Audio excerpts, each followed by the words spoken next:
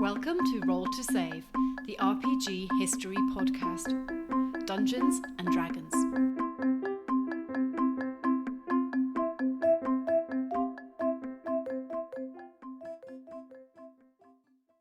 Hello, and welcome to Roll to Save, the show that takes a long, nostalgic look at RPGs from the past and assesses the impact they had at the time and what their legacy is today. I'm your host, Iain. Today we're going to be looking at the game that started it all, Dungeons and Dragons. D&D is in its 5th edition and is arguably more popular than it's ever been before. But what has its journey been like over, say it, almost half a century of twists and turns?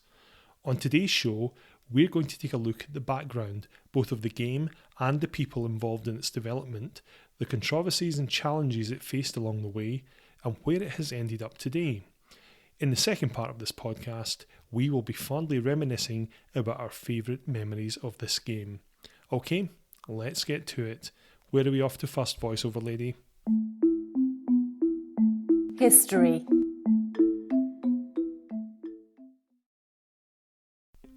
Mention the name Geneva to most people and they'll probably think you're talking about the second largest city in Switzerland.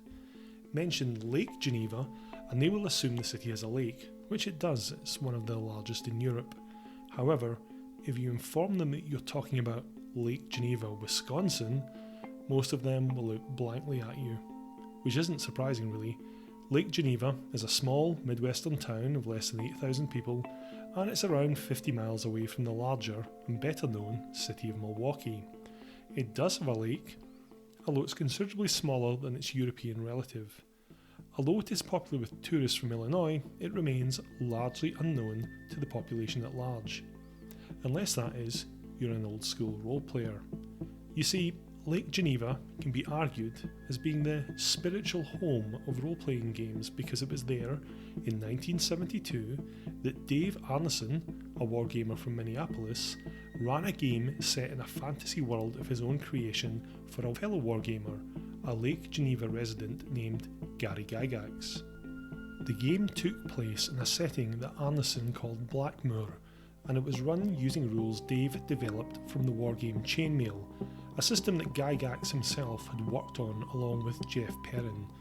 Ostensibly created to simulate battles between medieval armies, Gygax had written a fantasy supplement for it that provided rules for monsters, magic items, and spells with which wizards could zap their opponents with.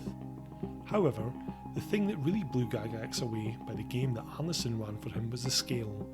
Rather than focusing on a pitched battle between two sides, Arneson had conceived a game where each player took on the role of a single character, and together they formed a party to explore a dungeon filled with monsters and treasure. The whole experience lit Gygax's mind on fire, and before long he had started work on his own setting, Greyhawk, and had asked Arneson for a copy of his rules. Together they collaborated on what eventually became Dungeons and Dragons. Gygax felt that the game would be a hit, so he and Arneson went to Guidon Games, the publisher of Chainmail, and asked them to support the venture. In a day and age where the sales of D&D are astronomical, recently Hasbro posted figures suggesting that sales of Dungeons and Dragons had propped up their other products that were performing poorly. It will probably come as a surprise then that a new game in hand, Gygax found it difficult to find a publisher for his baby. Guidon Games considered themselves too small for such an undertaking, and Avalon Hill, at the time the world's biggest publisher of wargames, turned it down, unable to understand what this new mutation of wargaming was all about. Gygax was still passionate about publishing the game, and proposed setting up their own company to do so, but Arneson felt that he would be unable to commit to such a venture. Undaunted, Gygax and business partner Don Kay founded Tactical Studies Rules, that's right, TSR, in 1973. The urgent need to publish on Gygax's part was more than simple enthusiasm for a new fad. He knew that other groups were out there who had similar games, and if they weren't first to market, they might miss this opportunity. It was because of this that they accepted an offer of funding from Brian Bloom in exchange for a 1/3 share in the company. it was therefore possible in 1974 to release the first commercial version of D&D. It was an instant success. The first 1,000 copies sold out in less than a year, and sales simply shot into the stratosphere after that. Sadly, Kay died of a heart attack in 1975, and, after much wrangling over Kay's share of the business, Bloom and his father ended up owning the majority, leaving Gygax as a minority shareholder in the company. Dave Arneson made a reappearance in 1976, hired as Director of Research, but he left shortly afterwards, citing the fact that he and Gygax still had creative differences over how D&D was being developed. 1977 saw the release of what became known as the Holmes Basic Set, a version of D&D geared towards newer players that got its name from the fact that it was edited by American writer J. Eric Holmes. This set was built on both the original D&D set released in 1974 as well as a Greyhawk setting, and was designed to gently introduce new players into the hobby, making the assumption that they might not come from a wargaming background. It came as either a rule book or in a box, which contained the book and some supplemental materials such as maps, monster lists, treasure charts, and dice.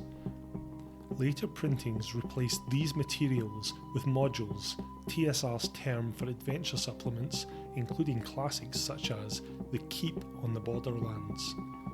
The original conception was that players of the basic rules would end up graduating to a new product that was being developed by TSR called Advanced Dungeons & Dragons. However, the basic set was a runaway success, and by 1978 it had seen 4 printings. In 1981, a decision was made not to have players from the basic set be absorbed by AD&D, but instead to allow basic to be developed as its own product line. In line with Holmes' original vision, basic continued with its lighter, more personal tone, while AD&D became increasingly more rules heavy. However, a new set was developed, the Expert set, that allowed players from 3rd level to move upwards to play characters of levels 4 to 14. 1983 saw the publication of what, for a lot of UK gamers anyway, was their first brush with D&D, the Red Box Basic Edition.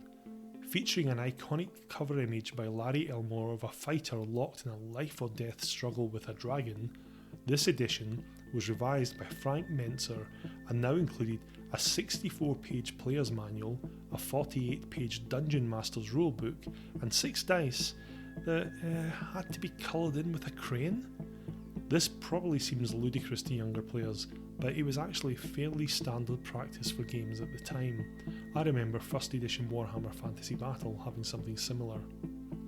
The Mentzer edition also went beyond expert rules, introducing companion rules for characters level 15 to 25, master rules for levels 26 to 36, and immortal rules for playing gods, where levels really didn't mean anything anymore. In an interesting change from the previous edition, the Mentzer edition now included, in place of a module, a solo adventure to teach players the rules and an introductory scenario for a dungeon master to run. While not much in the way of rules had changed from previous editions, the presentation of the Mentzer editions were a step beyond what had been released before, and the decision to have the game act as a tutorial to ease new players into the hobby is still seen and felt today in video games that frequently use their first few levels to introduce players to the basic concepts and rules of the game.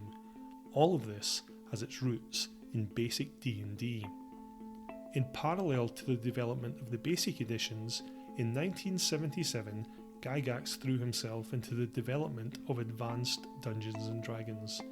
This saw the rules broken up across 3 books into the Player's Handbook, the Dungeon Master's Guide, and the Monster Manual, a format that is still in use to this day. AD&D also included many more options around character, including additional classes and a lot more rules. Seriously, lots of rules. It also saw the development of some of the most, well, I'm not sure loved is a word, maybe remembered, adventures for the game. Supplements like Tomb of Horrors, the The Temple of Elemental Evil, and Isle of the Ape were all released in this period of creative frenzy. The result? By 1980, D&D sales had reached the staggering heights of over $8 million. However, AD&D also brought with it its own share of controversy. In 1977, TSR claimed that AD&D was different enough of a product that Dave Arneson wouldn't be entitled to any royalties from it. This resulted in a lengthy legal battle, which ended with TSR and Arneson settling out of court with an agreement that Arneson would be credited as co-creator of all D&D products and that he would receive a 2.5% royalty on them. Lucky Dave. If TSR thought a lawsuit was bad, that was just the calm before the storm. The storm itself began in 1979 when a Michigan State University student, James Egbert, allegedly disappeared while playing a live-action version of D&D. This wasn't true. He reappeared several weeks later. Egbert's disappearance and his tragic suicide in later years was an unfortunate result of stress and clinical depression, but had nothing to do with D&D. This furore represented the first shots to be fired in a wider torrent of negative mainstream media attention for Dungeons & Dragons. In 1981, a book was published called Mazes and Monsters, which was a thinly veiled account of the Egbert story as reported by the press. This was followed in 1982 by a made-for-TV movie starring none other than the young Tom Hanks, based on the novel. The plot was nonsense, but it cemented an idea in the minds of certain people who were largely ignorant of the hobby of role-playing, which was, role-playing can cause players to break down and lose touch with reality. And when that happens, bad things will occur. In 1982, a Virginian woman named Patricia Pulling founded an advocacy group called Bothered About Dungeons & Dragons, or, to use its none-too-subtle acronym, BAD. Pulling had been a long-time anti-occult campaigner, but she founded BAD in response to her son Irving's suicide. Irving Pulling had been an active role player, and his mother attributed his tragic death to a D&D curse put on his character shortly before he took his own life. She filed lawsuits against her son's school and TSR as a result, both of which were dismissed by the judge. After this, her campaigning with BAD went into high gear as she started airing her views that D&D encouraged, amongst other things, devil worship and suicide. Flawed as these opinions were, she managed to get quite a substantial amount of press coverage from a media that had grown fat on stories such as the Egbert case and Mazes and Monsters. Gygax ended up appearing on a 60-minute special to defend the game, a show that included interviews with Patricia Pulling and other parents that claimed their offspring had been motivated to commit various unhealthy acts as a result of playing D&D. In 1988, a wealthy American businessman by the name of Leith von Stein and his wife Bonnie were attacked in their home in North Carolina. Tragically, Leith died from his injuries, but Bonnie survived and was able to summon the police. It eventually came to life that von Stein's stepson Chris had coerced two of his friends, James Upchurch and Neil Henderson, into committing the crime in return for a promised share of the inheritance money he would receive after his stepfather's death.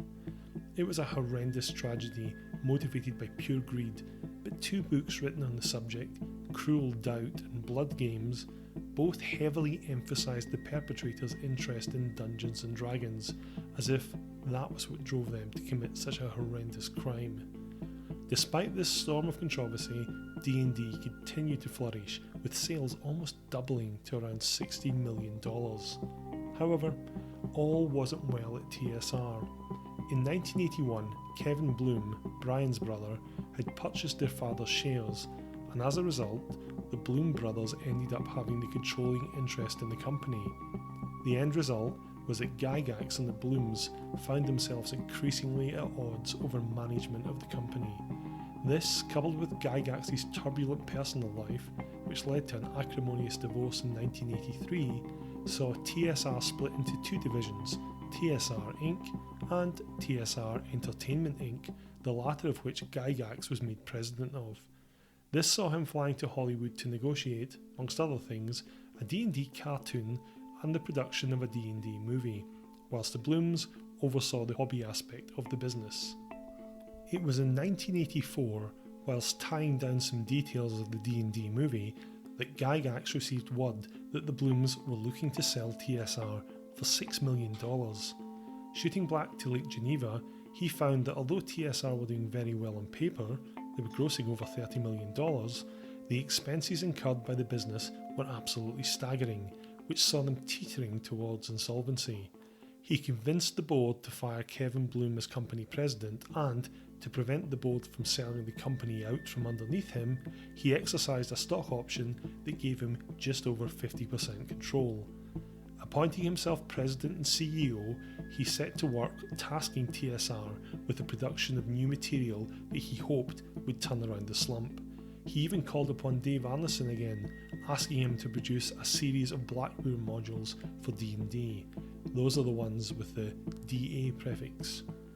While he was busy producing new content, he hired a company manager, Lorraine Williams, on the basis of her management expertise. Gygax knew of Lorraine through her brother, who he had met in Hollywood whilst working on the D&D film.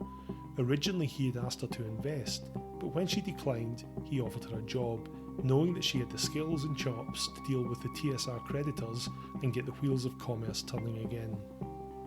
Unbeknownst to Gygax, when he removed Kevin Bloom from his position, Brian Bloom triggered his long-standing stock option. Both brothers, realising they had no future at TSR, took the opportunity to dump their stock on a new investor. That investor's name? Lorraine Williams. Despite having created the products that may have saved the company, Gary now learned that Lorraine was the majority stakeholder, and she quickly replaced him as CEO. In addition, she felt that his creative direction was not necessarily in the best interests of the company and ordered that his projects be shelved. Gygax attempted to have the stock transfer declared illegal in courts, but he lost. So it was, in 1986, that Gary Gygax resigned all positions in TSR and left the company he had founded.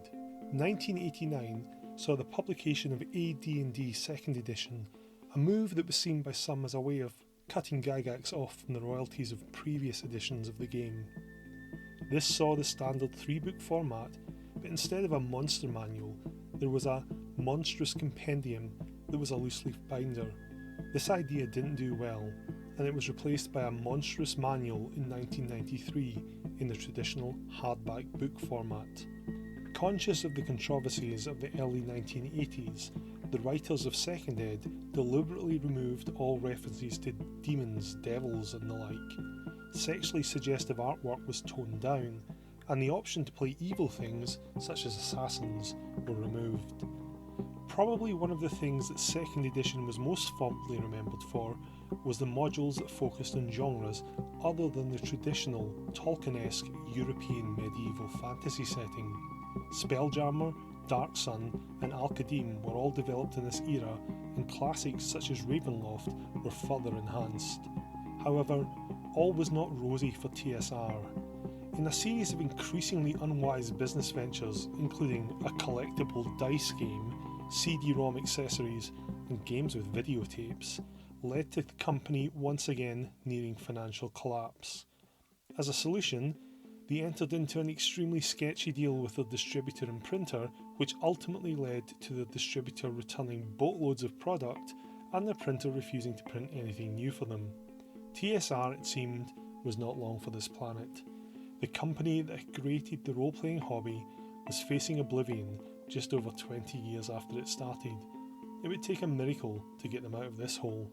Well, remember that scene in the film adaptation of The Two Towers, when Gandalf says, "Look to my coming in the first light of the 5th day, at dawn look to the east." Well, on the metaphorical 5th day, any TSR employee happening to be looking to the east would indeed have seen a wizard riding to the rescue, but rather than bringing a hold of cavalry with him, this wizard brought financial salvation. Wizards of the Coast, the gaming company that produced the hit game Magic the Gathering, rode into town in 1997 and purchased the half-bankrupt husk that was TSR.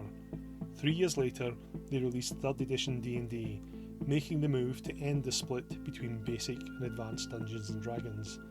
They also introduced something called the D20 system, with the intent on making a core system that could be used for various different genres and settings. More options were given to customise characters, and a lot of work was done to make the rules more streamlined and easier to play. A 3.5 edition was released in 2003.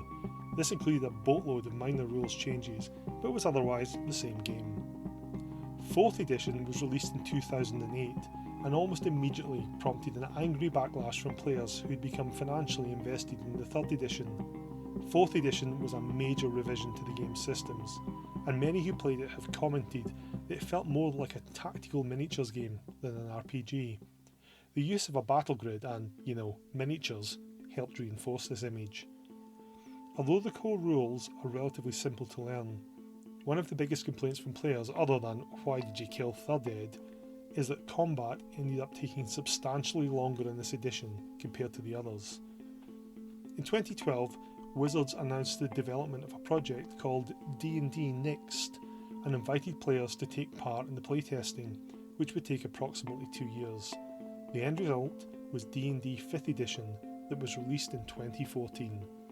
Unlike the Wargame Lite that 4th edition was, this edition goes back to the roots of the 1st and 2nd editions and draws from that well.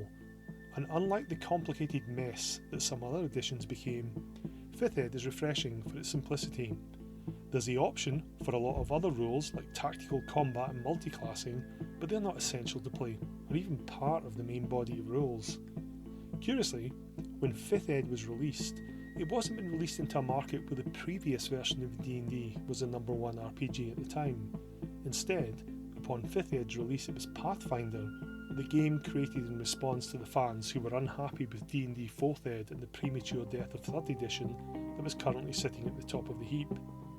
To help generate interest in the new edition, Wizards released the basic rules as a free PDF in July 2014, roughly a month before they brought out the starter set. It is this edition and the elegant simplicity of its rules that has probably led to the massive resurgence in D&D popularity. Wizards estimate at the moment that around 40 million people worldwide play the game. Think about that for a moment. 40 million. To put that into perspective, that's equal to the total population of 23 of the USA's states. Numerous celebrities like Vin Diesel, Drew Barrymore, Dwayne Johnston, Stephen Colbert and Anderson Cooper have all come out as D&D players, and the game has been featured repeatedly in the mainstream media, most notably on Netflix's Stranger Things, which even led to a Stranger Things edition of the Red Box Basic Set being released. Today, D&D is played at meetup events, in pubs and restaurants. That's a far cry from the days in which players were considered nerds who lived in basements. Consider the satanic panic of the 1980s. Now consider the fact that some therapists use D&D in their treatment, and research has proven that playing D&D improves mathematical comprehension and conflict management in children. Oh, and that whole business about D&D being linked to suicide? Yeah, research has proved no link between D&D and suicide. Dungeons & Dragons has also become much more inclusive in its recent edition. No longer is every character a white Western male European. Gone is the sexist artwork portraying female warriors in chainmail bikinis, or the weak and helpless princesses that were just there to be rescued from marauding orcs like another piece of treasure. And guess what? Over 40% of D&D players are now women. When I used to play back in the day, we had one girl in our group, and we were considered odd. D&D is also now broadcast online. Last year, over 400 million hours of D&D content was streamed online. That's an insane amount of time devoted to allowing players to watch other players playing D&D. The popularity of shows like Critical Role and Girls' Guts Glory show that there's actually a living to be made playing Dungeons & Dragons. These days, it's even possible to hire a dungeon master to run your games for you, although I strongly urge you to be very careful on what you click on after googling Dungeon Masters for hire. You may get more than you bargained for. It's insane when you think about it. What used to be the nerd hobby that people get bullied for is now a multi-million-dollar industry, is played by millions of people, is broadcast worldwide and is considered, dare I say it, cool?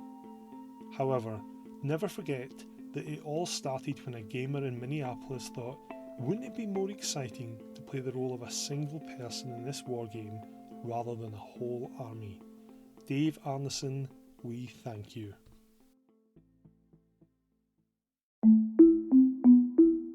Thank goodness that's done. And that was Dungeons and Dragons: A Brief History. We hope you enjoyed it.